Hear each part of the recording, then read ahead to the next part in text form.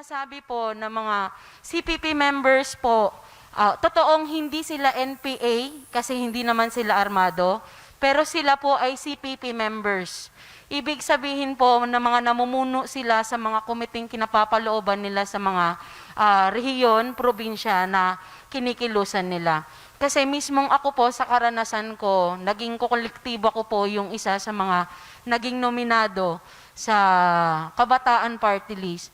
At yung mga panahong kumikilos po ako, nung unang-unang beses po akong na-recruit sa eskwelahan sa Politeknikong Universidad ng Pilipinas sa Santa Mesa, yung recruiter ko po na iyon, siya rin po yung sinasabi kong naging fourth nominee ng Kabataan Party List.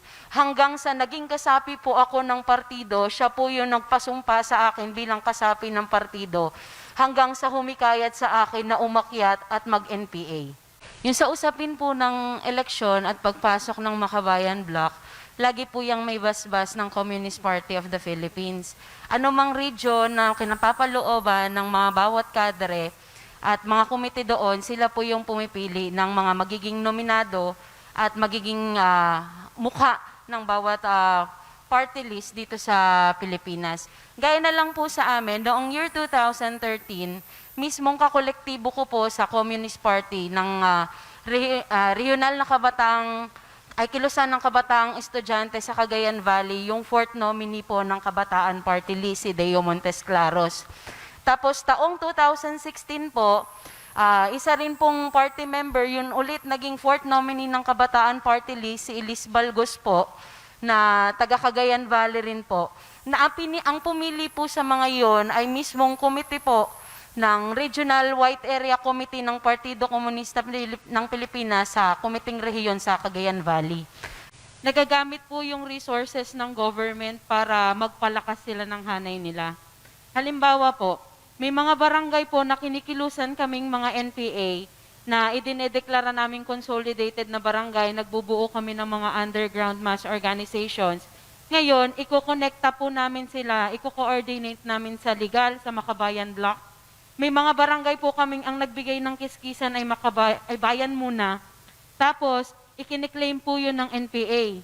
Na, tingnan nyo, kung hindi dahil sa organisasyon natin, revolusyonaryong organisasyon natin, hindi tayo mapapansin ng gobyerno. Sa pamamagitan ng ating mga progresibong party list na nasa loob ng gobyerno na silang kumagalaw doon para ibigay sa revolusyonaryong kilusan yung mga resources ng government. Tapos ikiklaim po yan ng CPP, NPA, NDF. Huwag po natin silang suportahan. Huwag po natin i-entertain yung paglapit nila sa atin. Kasi pag nawala na po yung suporta ng mamamayan sa kanila, yung mga naniniwala sa kanila, at namulat na yung mamamayan na ito yung tunay na nangyayari, unti-unti na po silang magkakaroon ng natural death po yung CPP, NPA, NDF.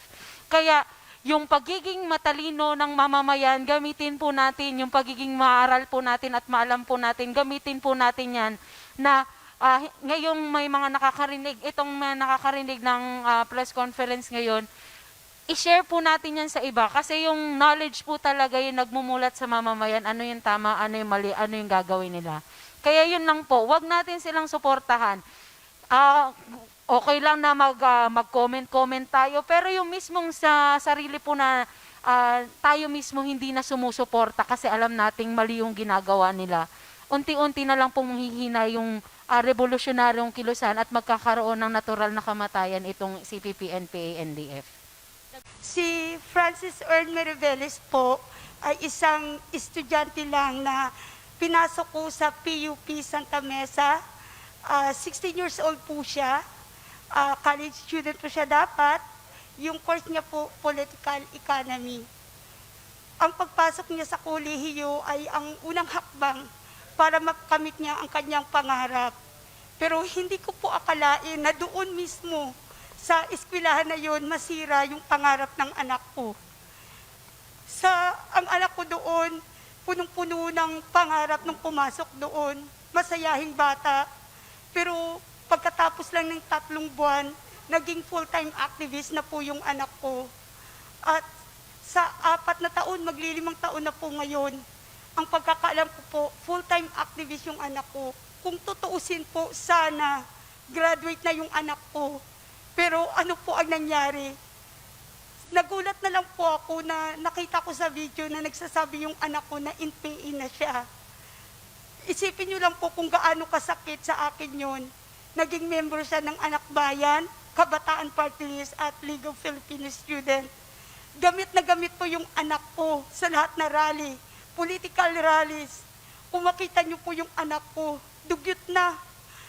Maano na po, yung mapayat na po yung anak ko. Makita niyo kung gaano kaawa-awa yung itsura ng anak ko nung sila, ginawa po siyang isang activist. At ito po yung anak ko nung nakita ko sa video. Ito po yung si Francis Ern. Dito po natin makita na ang isang full-time activist pala, ginagawa nilang NPA. Ako po yung patunay, buhay na patunay na nangyari sa anak ko po. Kung hindi ko pa nakita yung video na yon, hindi ko malaman na naging NPA na yung anak ko. Yung mga magulang na akala nyo, activist din ang anak nyo, nagrarally lang. Yung nangyari sa anak ko, mangyari din yun sa anak nyo kasi ganun yung gawain nila. Ganun yung ginagawa nila, pinapasok nila sa mga front organization ng anak nyo. Yun pala, may motibo sila. Ang nangyari sa anak ko, patunay yun kung ano ang katotohanan. At dito din po, ang mga kasama ng anak ko na naging kaibigan, nakita ko na lamang kaibigan niya, si Tricia Antonio po. Tinan niyo po kasama niya, si Ilago po. Ito pa po, ito po siya, nawawala po siya. Tapos, si Luwain po, si Beng, ito po. Isipin niyo po kung gaano kasakit sa aming mga magulang ang nangyari sa anak namin. Isipin niyo yung sa araw-araw na trauma namin. Naisipin namin kung anong hirap ang dinanas ng anak namin sa kabundukan. Kung kayong magulang, may takot pa ba kayo? Isipin niyo pa ba ang takot niyo kaysa sarili na kapakanan ng anak niyo? Dapat matigil na to. Dapat malaman na ng masang Pilipino ang totoong nangyayari. Hindi na tayo papayag. Alam niyo ba kung sino nag-recruit sa anak ko? Si Alex Tanday ng Anak Bayan. At nakikita na sa lahat ng rally, magkasama din si Francis at si Alex Tanday na yan. Ito po ang katunayan, mga pictures na yung anak ko kasapi sa Anak Bayan. Gamit na gamit nila sa rally yung anak ko. Ngayon, hindi ko na alam kung nasaan ang anak ko. Isipin niyo kung gaano kasakit at gaano kahirap sa isang nanay na hindi niya alam kung anong nangyayari sa anak niya.